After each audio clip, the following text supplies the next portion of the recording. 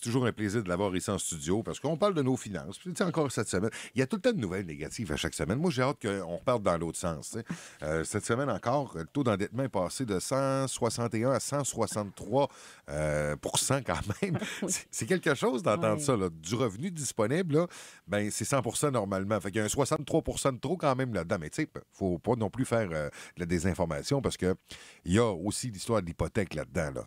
Oui, mais oui, absolument. C'est qui vient gonfler beaucoup. Oui, c'est sûr. Mais il y a quand même 25 des Québécois, selon un sondage qui a été fait tout dernièrement, qui sont... qui vivent dans le déni un peu, là, aussi, Claudette, non? Oui, qui sont insolvables, là, qui ont une cote de solvabilité qui est pas très bonne, mettons, qu'on pourrait dire ça comme ça. Puis le niveau de la dette moyenne, sans compter l'hypothèque, là, pour chaque Canadien, c'est une dette moyenne. Là. 20 993. Wow. Carte de crédit, carte de magasin, voiture peut-être aussi qui est comptabilisée là-dedans, j'imagine, André? Oui, mais oui, absolument. Toutes les dettes qu'on a, on a acheté des meubles, on a une piscine, sans compter l'hypothèque. Là. C'est 20 000 en moyenne qu'on a. C'est surprenant de voir ça. Je pense que c'est du jamais vu actuellement au Canada. Oui, là. effectivement. Puis j'ai vu, à un moment donné, passer des choses où ils faisaient le calcul du revenu mensuel net, du revenu annuel net et le calcul des dettes. Et c'était hallucinant. C'est une catastrophe. Constater. Oui, absolument. D'où de se prêter à l'exercice de temps à autre, l'exercice que tu nous as proposé il y a 2-3 semaines, de calculer notre revenu sans les dettes, puis ensuite d'ajouter les dettes. Et je pense que vous allez être assez surpris là, du résultat. Oui, là. Je l'ai fait, puis t'es où? Plus grand marge de manœuvre, hein? Puis c'est drôle, hein, mais suite à cette émission-là qu'on avait fait, cette chronique-là, j'ai eu des gens qui sont venus me rencontrer. Puis une madame, entre autres, là, que j'ai vue suite à ça et qui m'a dit ça m'a vraiment parlé, cette émission-là. Puis elle dit là, il est temps qu'on fasse du ménage. Puis en fait, dans son cas, elle n'est pas venue quand il était trop tard. Fait qu'on a trouvé la solution ensemble pour... fait que j'ai trouvé ça génial parce que je me dis, ben là, ça commence à être entendu. Il faut évaluer sa situation financière avant d'avoir mal à la tête, mettons. Puis, il y a une autre affaire aussi qu'on ne doit pas perdre de vue, puis ça, c'est ton sujet ce matin, c'est d'aborder nos finances lorsqu'on est avec un conjointe, surtout lorsque c'est une nouvelle partenaire dans notre vie ou un nouveau partenaire. Ouais. C'est le temps d'élaborer certaines affaires parce que, et de mettre sur la table la façon de faire, comment on va gérer nos finances. C'est ça. Puis le sujet, en fait, il est venu à mon esprit. On a eu une journée cette semaine où il a fait un peu plus chaud, puis ça l'a tellement fait de bien. Et moi, je me suis mis dans mon cerveau en mode printemps. Puis je me dis, qu'est-ce qui se passe au printemps? Bien, il y a des achats de maison, il y a toutes sortes de choses comme ça. Fait que j'avais le goût de faire une chronique un peu plus ensoleillée pour mettre ça un peu. On change l'heure en fin de semaine. Oui. Il y a plein de choses comme ça. Il y a l'autre du positif côté température la semaine prochaine également. Là, dans le sûr. plus 6 enfin. Et on sait qu'après une période, mettons qu'il y a plu pendant bien longtemps, puis que là, à un moment donné, il fait soleil, on dirait que les gens, ils tombent fous un peu. Là. C'est comme...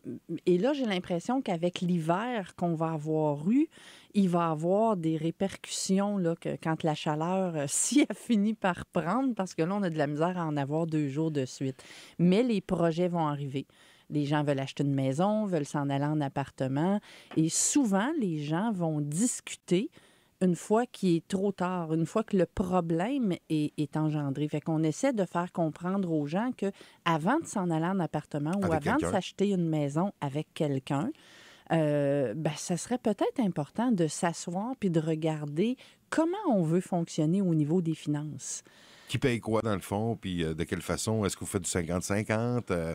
Est-ce que les salaires sont équivalents pour dire, OK, c'est du 50-50 ou il va y avoir du 60-40? Ou, ça, c'est une chose.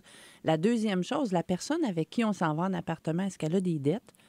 Parce qu'aujourd'hui, ils sont plutôt rares, ceux qui n'ont pas de dettes. Les cartes de crédit au secondaire, là. Fait que là, c'est quoi le pourcentage de ces dettes-là? Est-ce qu'on a le goût de mettre ça comme dans un, je sais pas quel mot dire, je voulais dire melting pot, là, mais un pot de commun, là. Ouais, c'est ça. De tout regrouper les dettes puis que tout le monde paye sa portion des dettes, là. Fait que c'est ça. Fait que c'est pour ça que je me disais, peut-être de s'asseoir, prendre un petit peu de recul, puis il y a peut-être 3 possibilités à évaluer. La première, c'est la mise en commun des finances, donc d'avoir un compte, d'avoir les payes des deux conjoints qui s'en vont dans ça. Ça Puis, se fait-tu encore, ça, aujourd'hui? ben, j'en rends compte, là, puis je tombe en bas de ma chaise à chaque fois parce que je me dis, mon Dieu, mais la journée qu'il y en a un des deux qui s'en va, là, sont comme... Ben non, ils font confiance, puis tout est là, puis tout est...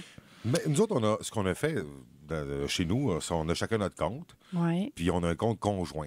Puis on est connectés tous les deux sur le compte conjoint, puis on verse les montants d'argent qu'on a versés là-dedans, puis on connaît nos salaires d'un côté comme de l'autre, combien gagne chacun, puis on s'organise de cette façon-là. On a comme on a établi qui devrait payer quoi, puis à quelle hauteur, par exemple, selon, évidemment, le salaire de chacun, là. Moi, c'est moi, c'est ce que je prône. Ce que tu viens de dire, là, moi, je dis que tout le monde devrait fonctionner comme ça, mais il y a quand même une... tu sais, peut-être pas une épée, là, mais comme un petit pensez-y bien dans le sens de la journée où vos dettes, si toutes vos dettes sont communes et que vous mettez, bon, que ce soit l'hypothèque, que ce soit... ben, qu'est-ce qui arrive si un des deux perd sa job puis qu'il ne paye pas sa portion? Est-ce que vous êtes capable de supporter, ben oui. de l'assumer? Faites un calcul, c'est serré, là, mais ça arrive quand même, là. C'est ça. Mais c'est pour ça qu'à ce moment-là, avant de dépenser sur des cartes de crédit ou avant de décider pour la piscine, le spa, les meubles de jardin qui sont déjà sortis un peu partout dans les magasins, puis on a le goût que ce soit l'été, puis là, il me semble que tout le monde commence à magasiner ça, là, mais avant de commencer à magasiner ou à prendre d'autres dettes ou à prendre d'autres engagements financiers, bien, de s'asseoir puis justement de faire ce calcul-là. Si tout est normal, dans le sens que si vous arrivez, si le deuxième revenu n'est pas là, bien, ça veut dire que vous le faites de la bonne façon. Mais si vous avez besoin que le deuxième revenu soit là pour supporter tout ce qu'il y a à payer par rapport à la résidence, bien, il est peut-être plus que temps d'aller rencontrer un conseiller puis de prendre du recul là-dedans. Parce que souvent, on fait l'erreur aussi de s'embarquer dans une hypothèque un peu trop élevée. Hein? Et ça arrive à deux. Mais s'il arrive un incident, par exemple, quelqu'un se blesse ou puis le congé maladie se prolonge, si on n'a pas d'assurance, si on est travailleur autonome, ça peut devenir problématique, par exemple. Oui, c'est sûr. Tu Tu sais qu'un travailleur autonome là, qui tombe sur la glace, là, qui déboule les escaliers, n'importe quoi, s'il n'est pas assuré en bonne... Faut que tu prennes une assurance avec la Croix-Bleue, par exemple. Ben oui, c'est sûr. Mais tu sais, il y a plein de choses qui peuvent être évaluées. Pas juste le budget, pas juste le niveau des dettes. C'est vraiment de s'asseoir et de regarder comment on est arrangé, puis qu'est-ce qu'on veut, en fait, là, puis d'avoir des objectifs à court, moyen, long terme, puis est-ce qu'on est capable de supporter ça? Alors ça, c'est à ça qu'on doit penser, mise en commun des finances. Y avait-tu d'autres points également? Bien, en fait, c'est sûr qu'il y avait la séparation des finances. Ça, c'est ce que... On mentionnait, là. Ben non. Toi, ce que tu parlais, c'est plus le compromis, là, d'avoir chacun compte de banque, puis d'avoir un compte de banque conjoint. Ça, c'est une chose. Il y a d'autres gens qui vont fonctionner avec un compte de banque conjoint seulement. Ça, moi, je suis un peu contre ça. Mes parents fonctionnent de même. Je trouve que ça fait vieux jeu. Moi, c'est l'ancienne mentalité. Puis ma mère puis qui appelle à la banque puis qui prend le nom de mon père, là, ça, c'est très drôle. Là. Je dis, t'as pas de prénom? Ça te tente pas de nommer ton vrai nom? Elle dit, bonjour, ici Madame Régent Bergeron, c'est le nom de mon père. Je fais, voyons. Pour vrai. C'est-tu vraiment ton nom? Ben oui, mais tu sais, tous les papiers sont au nom de ton père, puis oui, je comprends, là, mais t'as un prénom, puis t'as un nom, là, tu sais, on est en 2015 quand même, là, mais ils ont pas loin de 70 ans, là. Non, c'est une autre façon de faire aussi. C'est sûr.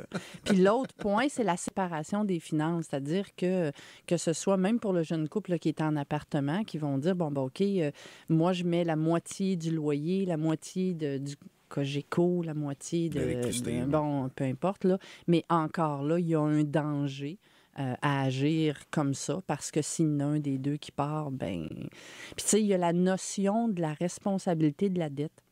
J'ai encore des gens qui viennent dans mon bureau puis qui ont l'impression qu'ils sont responsables juste de la moitié.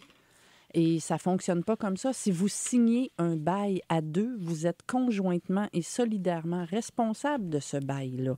Donc, si l'autre part, la responsabilité, là, elle va vous revenir sur les épaules. Tu sais, en fait, le propriétaire pourra aller contre l'autre, pourra aller contre vous ou contre les deux. Même pour le prêt hypothécaire, les gens à la banque nous le spécifient clairement. Là. Mais ils vont le spécifier, oui, quand il y a des achats comme une maison, comme un auto ou des choses comme ça. Souvent, ça, les gens sont au courant. Mais les jeunes là, qui partent en appart, là, ben, ils sont pas au courant. Puis je dirais qu'il y a encore des gens qui ont des hypothèques et qui sont convaincus que s'il y a quelque chose, là, ils pourraient avoir chacun la moitié de l'hypothèque puis qu'ils ne sont pas responsables de l'autre. Ça existe encore. Et les conseillères en insolvabilité chez MNP Limité. André, quel numéro on peut te joindre? Au 819-693-0004. 693-0004. Passe une belle semaine. On se reparle vendredi prochain. Toi aussi. Merci beaucoup. André Champagne sur le 106.9.